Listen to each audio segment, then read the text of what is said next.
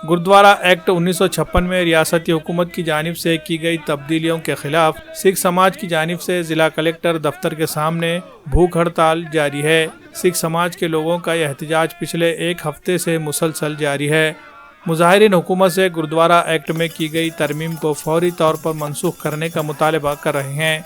सिख बरादरी ने हुकूमत की जानिब से फैसला वापस न लेने की सूरत में सख्त एहतजाज का इशारा दिया है। हमारा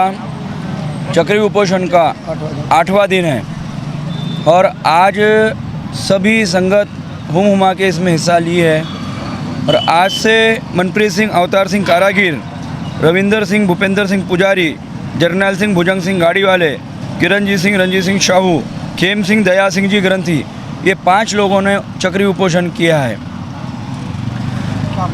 मांगनी यही है कि जो हमारा 1956 का एक्ट है वह एज इट इज़ जैसा कि वैसा रहने दिया जाए, इसमें कोई बदलाव नहीं किया जाए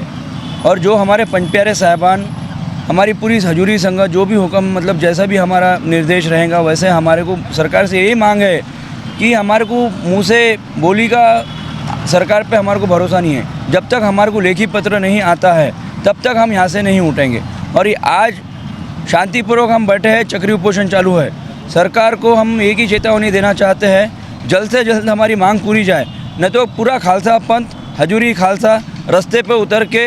निदर्शनें करेगा, जो भी कायदे के हिसाब से जो भी कार्रवाई रहेंगी वो करेगा। मैं इसके बाद अमर उपोषण भी चालू होगा, तीव्र से तीव्र आंदोलन चालू होगा। मैं सभी से, सरकार से विनती करना चाहता हूँ कि शांतिपूर्वक जो आंदोलन चल रहा है इसको बिगाड़िए मत, हमारे को हमारा गुरुद्वारा हमारे झोली में वापस दे दीजिए, इसमें हस्तक्षेप नहीं कीजिए। वाहिगुरु जी का खालसा, वाहिगुरु जी की फतेह। वाहिगुरु जी का खालसा, वाहिगुरु जी की फतेह। 9 तारीख को जो पंच प्यारे साहिबान जी के और जथेदार जी के सरपरस्ती में जो आंदोलन शुरू हुआ था उसका आज 8वां दिन है। हमारी सरकार से एक ही मांगनी है, 1956 का एक्ट लागू किया जाए और साथ ही साथ जो कलम 11 सिखों पे संशोधन करके थोपी गई है, जिसके तहत सरकारी प्रधान ऊपर से आता है, वो कलम 11 का संशोधन रद्द करके हजूरी सिंहों में से प्रधान बनाया जाए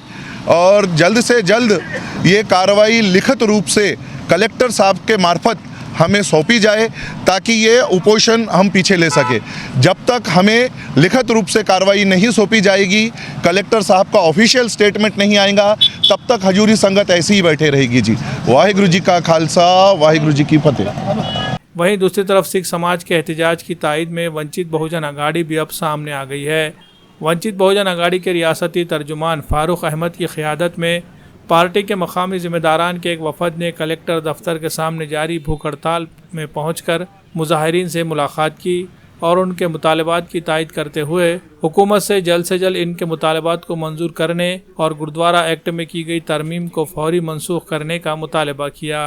वंचित बहुजन अघाड़ी के वफद में पार्टी के जिन जिम्मेदारान ने शिरकत की, इनमें रियासती तर्जुमान फारूक अहमद के अलावा नांदेड़ शुमाल के सदर अय्यूब खान, नांदेड़ जुनूब के सदर विट्ठल गायकवाड़, जिला तर्जुमान श्याम कामड़े, रियासती नायब सदर गोविंद दलवी के नाम शामिल है।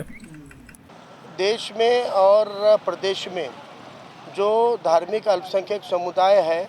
उनको संविधान ने जो सुरक्षाएं प्रदान की थी वो एक एक सुरक्षा चक्र को तोड़ने का काम विगत 10-12 सालों से, खास तौर से जब से ये केंद्र के अंदर और राज्य के अंदर भाजपा की सरकार आई है वो भी कर रही है और उससे पहली सरकारों ने भी न्यायिक भूमिका न करते हुए माइनॉरिटीज़ के अधिकारों को कम करने का काम और उनके सत्ता संपत्तियों पे डाका डालने का काम हो रहा है। नांदेड़ का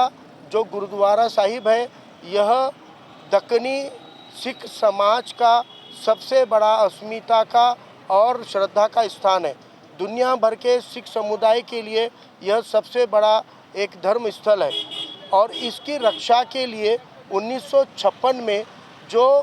गुरुद्वारा एक्ट बना था वह सक्षम था, वह ताकतवर था, जिस कारण से अब तक गुरुद्वारा के संपत्ति की रक्षा उस कानून के तहत हुआ करती थी। लेकिन विगत सरकार में भी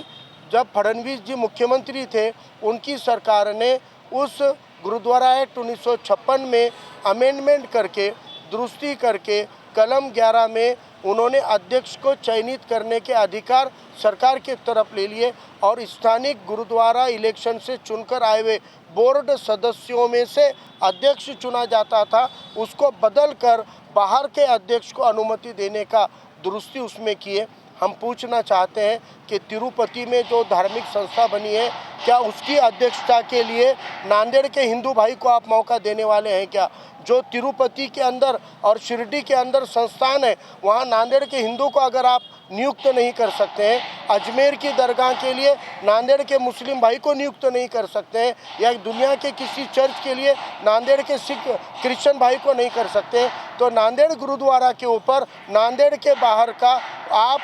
अध्यक्ष कैसे चयनित कर सकते हैं? और ये करने के पीछे तुम्हारी नीयतें खराब है। और अभी तो 2024 अधिनियम में दुरुस्ती करके सरकार ने सबसे बड़ा लोकतंत्र के हत्या करने का काम और ट्रांसपेरेंसी पारदर्शिता खत्म करने का काम किया। गुरुद्वारा बोर्ड के 17 में केवल 3 ही मेंबर अब चुनकर आएंगे और 12 सदस्यों को खुद सरकार चयनित करेगी। इसका मतलब है कि जिस प्रकार से अल्पसंख्यक मुस्लिम समुदाय की 1,07,000 एकड़ ज़मीन को वक्फ बोर्ड कानून के तहत सुरक्षा देने की बजाय वो वक्फ बोर्ड के कानून को लूज करके उसको खिलौना बनाकर जिस प्रकार से मुस्लिम माइनॉरिटी की ज़मीनें भूखंड करके बेच दी गई है, ऐसी ही नीयत सरकारों की मालूम पड़ती है। और गुरुद्वारा बोर्ड की जो सत्ता संपत्ति है, इसको बेचकर खाने के लिए, इस पर डाका डालने के लिए गुरुद्वारे की ज़मीनें, नांदेड़ में गुरुद्वारा साहिब की ज़मीनों की कीमत कुछ परिसरों में 50,000 60,000 रुपये स्क्वायर फीट की मार्केट रेट की बराबरी की गुरुद्वारा के पास संपत्ति है,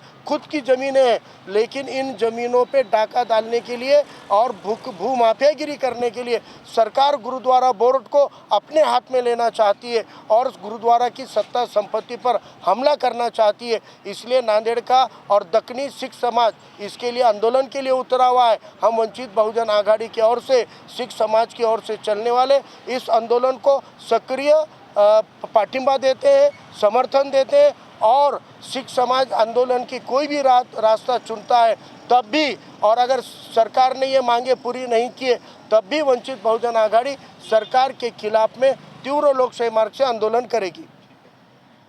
RS यूनानी फार्मेसी, गुर्दे, पित्ते में पथरी, दोबारा पथरी ना होने का किया जाता है मुकम्मल इलाज। फैटी लीवर मेडिसिन भी दस्तियाब। बहादुरपुरा X रोड 9390610436 पर कांटेक्ट करें।